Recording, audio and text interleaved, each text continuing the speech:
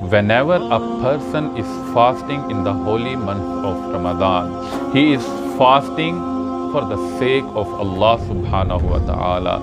He is leaving his drink and his food only for the sake of Allah subhanahu wa ta'ala. So whoever leaves anything for the sake of Allah subhanahu wa ta'ala, it increases the righteousness of a person.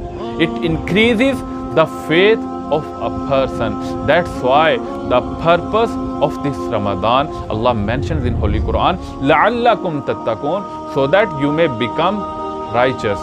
Hadith of Sahih Bukhari, Prophet Muhammad sallallahu alayhi wa sallam says, وَالَّذِي نَفْسِي بِيَدِهِ لَخُلُوفُ فَمِ الصَّائِمِ أَطْيَبُ عِنْدَ اللَّهِ مِنْ رِيحِ الْمِسْكِ.